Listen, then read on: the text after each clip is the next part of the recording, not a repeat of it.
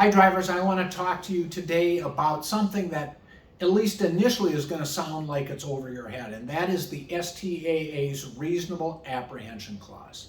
The STAA is an employee protection statute for drivers, and the statute covers, within the meaning of an employee, an independent contractor when personally operating a vehicle. So it would apply to an owner-operator or those so-called 1099 employees, which don't really exist.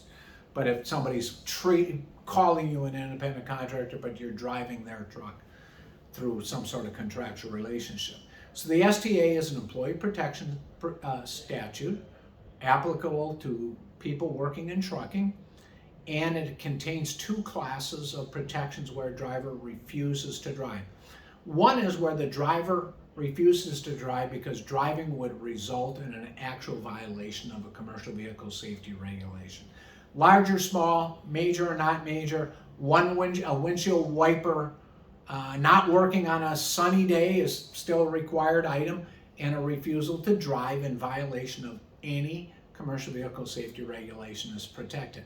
Now there's a secondary clause that applies, and that's where perhaps you don't know whether there's an actual violation or not, or whether something is sufficiently serious, and that is the Reasonable Apprehension Clause.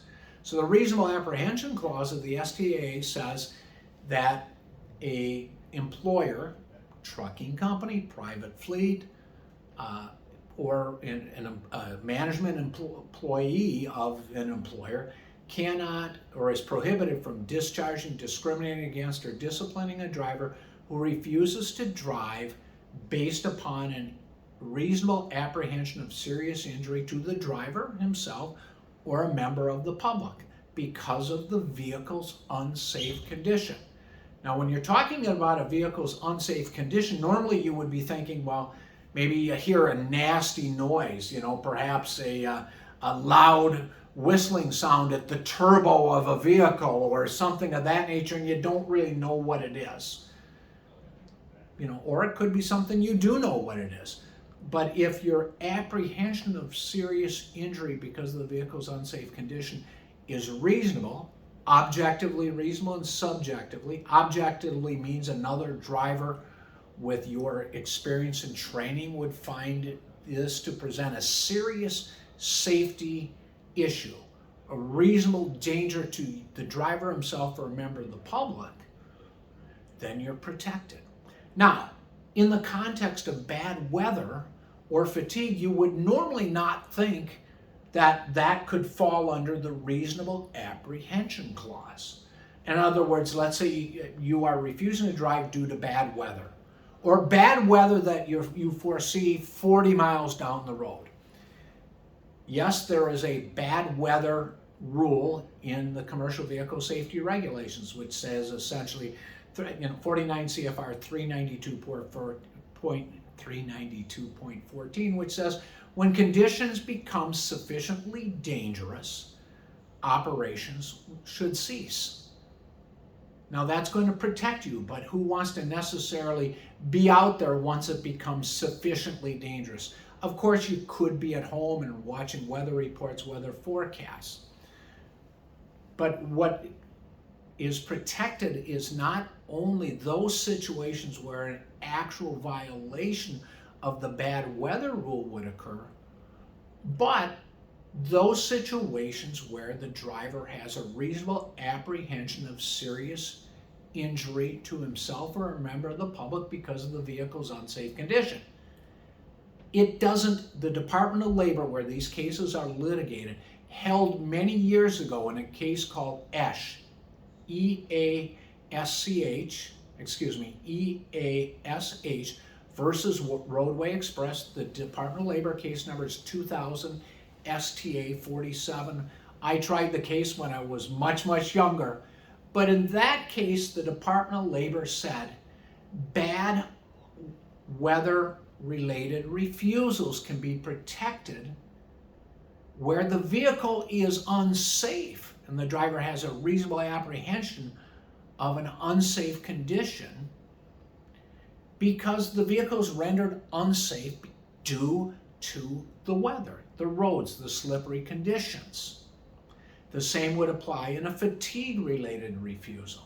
But getting back to just bad weather, in the case of Esch was 22 miles, lived about 22 miles from the terminal, and in refusing work,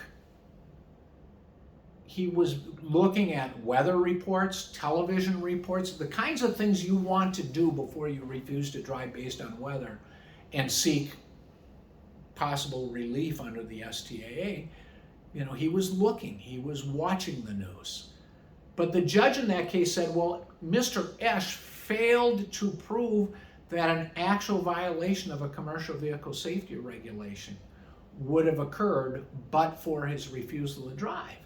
He didn't rule for Mr. Esch on that grounds.